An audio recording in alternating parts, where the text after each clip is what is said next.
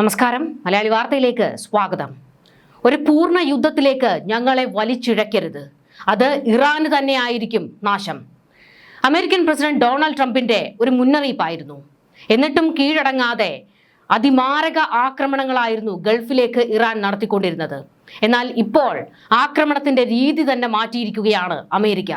അതിമാരകമായ വജ്രായുധം തന്നെ അമേരിക്ക ഇപ്പോൾ പുറത്തെടുത്തിരിക്കുന്നു. ഇപ്പോൾ അമേരിക്ക നടത്തിക്കൊണ്ടിരിക്കുന്ന ആക്രമണം ഇറാന്റെ ഭൂമിക്ക് താങ്ങാൻ കഴിയുന്നില്ല. കെട്ടിടങ്ങൾ കുലുങ്ങി വിറയ്ക്കുന്നു, ഭൂമി വിണ്ട് കീറുന്നു. എപ്പോൾ വേണമെങ്കിലും കെട്ടിടങ്ങൾ നിലം പതിക്കാം എന്നുള്ള അവസ്ഥയിലേക്ക്, ഭൂമി കുലുക്കമാണോ എന്നോർത്ത് പേടിച്ച് ജനങ്ങൾ ഇറങ്ങി ഓടുന്ന അവസ്ഥയിലേക്ക് വരെ കാര്യങ്ങൾ എത്തുന്നു. അമേരിക്ക ആക്രമണം കടുപ്പിച്ചതോടുകൂടി കീഴടങ്ങേണ്ട ഒരു ഗതികേടിലേക്ക് ഇറാൻ എത്തുകയാണ്. അത്രത്തോളം മാരകമായ സർവനാശത്തിന്റെ അടയാളം എന്ന് വേണമെങ്കിൽ പറയാൻ കഴിയുന്ന ബങ്കർ ബസ്റ്റർ ബോംബുകളാണ് അമേരിക്ക പുറത്തെടുത്തിരിക്കുന്നത്. അതിമാരക ആക്രമണങ്ങൾ ഇറാനിൽ നടത്തിക്കൊണ്ടിരിക്കുകയാണ് ഈ ബോംബുകൾ. ഒരൊറ്റ ഞൊടിയിൽ എല്ലാം തീരുന്നു. യുറേനിയം സൂക്ഷിച്ച കേന്ദ്രം തീഗോളമായി. ഇറാനിലെ വൻ ആയുധ ശേഖര പുരയ്ക്ക് നേരെ ബങ്കർ ബസ്റ്റർ ബോംബുകൾ വർഷിച്ചത് അമേരിക്ക കൃത്യമായ ഒരു നീക്കത്തിലൂടെയായിരുന്നു.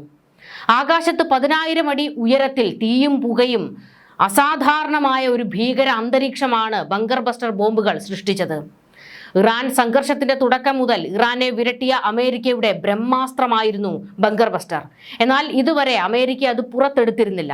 പാതാളം വരെ പിളർക്കുന്ന ശത്രുവിന്റെ പടക്കോപ്പുകളെ നിഷ്പ്രഭം തകർത്ത് തരിപ്പണമാക്കാൻ കഴിയുന്ന അതിമാരകമായ ആയുധമാണ് ബങ്കർ ബസ്റ്റർ. ലോകം ഇപ്പോൾ ചെന്നെത്തി നിൽക്കുന്നത് 3ാം ലോക മഹായുദ്ധത്തിന്റെ പടിവാതിൽക്കലിലാണെന്ന് പറയേണ്ടി വരും. വെറും 2 ആഴ്ച കൊണ്ട് തീരുമെന്ന് പ്രഖ്യാപിച്ച ആക്രമണം ഇപ്പോൾ 2 മാസത്തിലേക്ക് കടന്ന് കൊടും യുദ്ധമായി മാറിയിരിക്കുന്നു. തിങ്കളാഴ്ച രാത്രിയോടെയാണ് ഡൊണാൾഡ് ട്രംപ് യാതൊരു അടിക്കുറിപ്പുകളും കൂടാതെ ഭീകരമായ ഒരു സ്ഫോടനത്തിന്റെ വീഡിയോ ദൃശ്യങ്ങൾ സമൂഹ മാധ്യമങ്ങളിൽ പോസ്റ്റ് ചെയ്തത്. ചൊവ്വാഴ്ച പുലർച്ചെയോടെ ഇസ്ഫഹാനിലെ ആയുധപ്പുര ലക്ഷ്യമാക്കി അമേരിക്ക ആക്രമണം നടത്തിയെന്ന് അന്താരാഷ്ട്ര മാധ്യമങ്ങളും സ്ഥിരീകരിച്ചു. ഇറാനിലെ ഇസ്ഫഹാനിലെ ആയുധ കേന്ദ്രത്തിൽ അമേരിക്ക ബങ്കർ ബസ്റ്റർ ബോംബുകൾ ഉപയോഗിച്ചു എന്നാണ് റിപ്പോർട്ടുകൾ. ഇതിന്റെ വീഡിയോ ഇപ്പോൾ വ്യാപകമായി വൈറലായി മാറിക്കൊണ്ടിരിക്കുകയാണ്. IRGCയുടെ ശക്തമായ സൈനിക കേന്ദ്രം സ്ഥിതി ചെയ്യുന്നത് ഇവിടെയാണ്.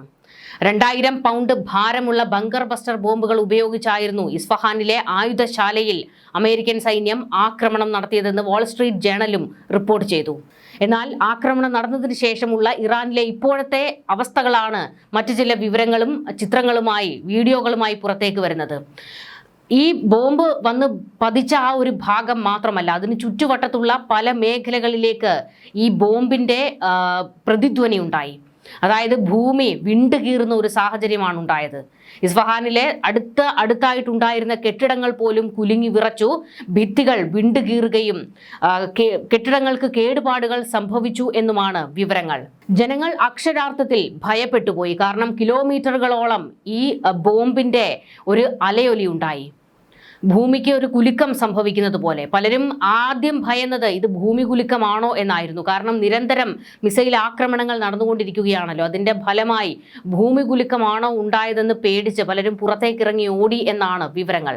എന്നാൽ ഈ ബോംബിന്റെ പ്രഹരശേഷി താങ്ങാൻ ഇറാന്റെ ഭൂമിക്ക് ഇപ്പോൾ കഴിയുന്നില്ല. കാരണം നിരന്തരമായി അമേരിക്കയുടെയും ഇസ്രയേലിന്റെയും ആക്രമണങ്ങൾ നടന്നുകൊണ്ടിരിക്കുന്ന അതേ കേന്ദ്രത്തിലേക്കാണ് ഈ ബങ്കർ ബസ്റ്റർ ബോംബുകളും പ്രയോഗിച്ചത്. ബങ്കർ ബസ്റ്റർ ബോംബുകൾ ഇതിനു മുൻപ് നമ്മൾ കേട്ടത് അമേരിക്ക ഇറാനിലേക്ക് ആക്രമണം നടത്തിയപ്പോൾ തന്നെയായിരുന്നു. 2025 ഇറാനിലേക്ക് അമേരിക്ക ബങ്കർ ബസ്റ്റർ ബോംബുകൾ പ്രയോഗിച്ചിരുന്നു. പ്രത്യേകമായും ആണവ കേന്ദ്രത്തിന് നേരെയായിരുന്നു ആക്രമണം നടത്തിയത്.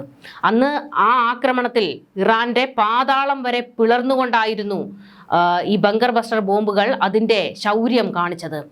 അന്ന് ഇറാന്റെ ആണവ കോട്ടകൾക്ക് കേടുപാടുകൾ സംഭവിച്ചിരുന്നു. പിന്നീട് ആക്രമണം നടന്ന ആ ആണവ കോട്ട കെട്ടിയടച്ചുകൊണ്ട് അവിടെ പുനർനിർമ്മാണം നടത്തുന്ന ഇറാനെ നമ്മൾ കണ്ടതാണ്.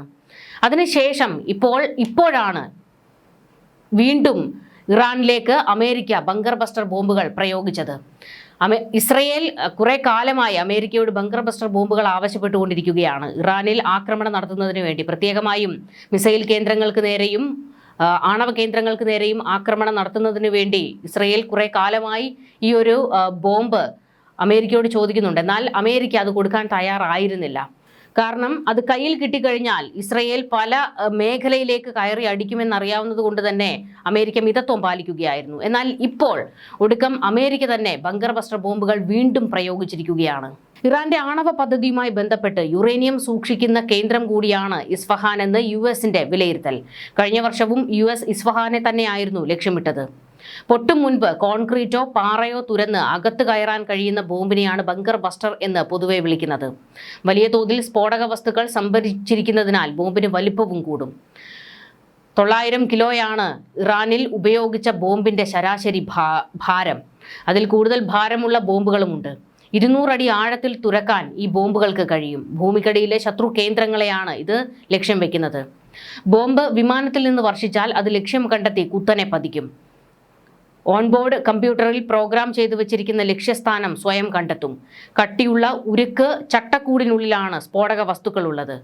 ആകെ ഭാരത്തിന്റെ 20% മാത്രമാണ് സ്ഫോടക വസ്തുക്കൾ. ബാക്കി ആ ബോംബിന്റെ ഉരുക്ക് ചട്ടക്കൂടിന്റെ ഭാരം തന്നെയാണ്. വലിയ ഭാരമുള്ളതിനാൽ ഉയരത്തിൽ നിന്ന് വീഴുമ്പോൾ തന്നെ വീഴുന്നിടം കുഴിയാകും. ഏറ്റവും പുതിയ വിവരങ്ങൾ പ്രകാരം 907 കിലോഗ്രാം ഭാരമുള്ള അതിശക്തമായ ബങ്കർ ബസ്റ്റർ ബോംബുകളാണ് ഇറാനിൽ വർഷിച്ചത് എന്നാണ്. ഇറാന്റെ ഭൂഗർഭ സൈനിക സമുച്ചയങ്ങളെ പൂർണ്ണമായും നശിപ്പിക്കുക എന്ന ലക്ഷ്യത്തോടെയാണ് ഇത്രയും മാരകമായ ആയുധങ്ങൾ പ്രയോഗിച്ചത്.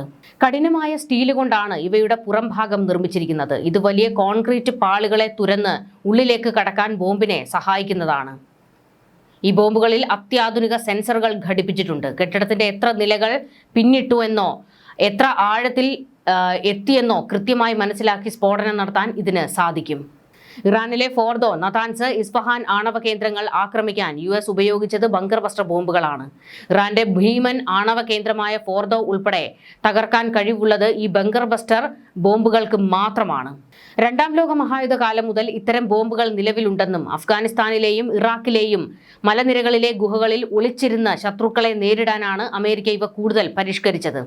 നിലവിൽ ഇറാന്റെ തീരപ്രദേശങ്ങളിലെ സുരക്ഷിത കേന്ദ്രങ്ങളിൽ ഒളിപ്പിച്ചിരിക്കുന്ന മിസൈലുകളെ നശിപ്പിക്കാൻ ഈ ആയുധം അത്യന്താപേക്ഷിതമാണെന്ന് US സെൻട്രൽ കമാൻഡ് വ്യക്തമാക്കി. ഈ ആക്രമണം അമേരിക്ക ഏകപക്ഷീയമായി നടത്തിയതല്ലെന്നും ഇതിന് പിന്നിൽ ഇസ്രയേലിന്റെ സജീവമായ പങ്കാളിത്തമുണ്ടെന്നുമാണ് നിലവിലെ പ്രാഥമിക വിലയിരുത്തൽ. മേഖലയിൽ ഇറാന്റെ ആണവ സൈനിക കരുത്ത് വർദ്ധിക്കുന്നതിൽ ഏറ്റവും കൂടുതൽ ആശങ്കയുള്ള രാജ്യം ഇസ്രയേലാണ്. ഏകദേശം 2.3 ദശലക്ഷം ജനങ്ങൾ അധിവസിക്കുന്ന ഇസ്ഫഹാൻ ഇറാന്റെ 3ാമത്തെ വലിയ നഗരമാണ്. എന്നാൽ ജനസാന്ദ്രതയേക്കാൾ ഉപരി ഈ നഗരത്തിന്റെ തന്ത്രപരമായ പ്രാധാന്യമാണ് സൈനിക നീക്കത്തിന് പിന്നിലെ പ്രധാന കാരണം. ഇസ്ഫഹാനിലെ ഭൂഗർഭ അറകളിൽ ഏകദേശം 540 കിലോഗ്രാം സമ്പുഷ്ടീകരിച്ച യുറേനിയം സൂക്ഷിച്ചിട്ടുള്ളതായി അടുത്തിടെ അന്താരാഷ്ട്ര ഏജൻസികൾ റിപ്പോർട്ട് ചെയ്തിരുന്നു. ആണവായുധ നിർമ്മാണത്തിന് ഇറാൻ തയ്യാറെടുക്കുന്നു എന്ന പാശ്ചാത്യ രാജ്യങ്ങളുടെ സംശയത്തിന് ആക്കം കൂട്ടുന്നതായിരുന്നു ഈ വിവരങ്ങൾ. ഇറാന്റെ ദീർഘദൂര മിസൈലുകളുടെയും ഡ്രോണുകളുടെയും പ്രധാന നിർമ്മാണ കേന്ദ്രങ്ങളിലൊന്ന് ഇസ്ഫഹാനിലാണ്. ഇറാന്റെ വിപ്ലവ ഗാർഡുകളുമായി ബന്ധപ്പെട്ട് പ്രവർത്തിക്കുന്ന വ്യോമസേനയുടെ പ്രധാന കേന്ദ്രം ഇവിടെയുള്ളത് ആക്രമണത്തിന്റെ വ്യാപ്തി വർദ്ധിക്കുന്നു. എന്തായാലും ഇപ്പോൾ അമേരിക്ക ഇറാനിലേക്ക് ബങ്കർ ബസ്റ്റർ ബോംബുകൾ ഉപയോഗിച്ചതോടെ IRGCയും ഇറാൻ ഭരണകൂടവും ഒന്ന് വിറച്ചിട്ടുണ്ട്. ഇനിയും ബങ്കർ ബസ്റ്റർ ബോംബുകൾ അമേരിക്ക പ്രയോഗിച്ചാൽ അത് ഇറാന്റെ ഭൂമിക്ക് താങ്ങാൻ കഴിയില്ല. ഇപ്പോൾ നടന്നതിനേക്കാൾ അതിമാരകമായ നാശനഷ്ടങ്ങൾ ഇറാന് നേരിടേണ്ടി വരും. ന്യൂസ് ഡെസ്ക് മലയാളി വാർത്ത.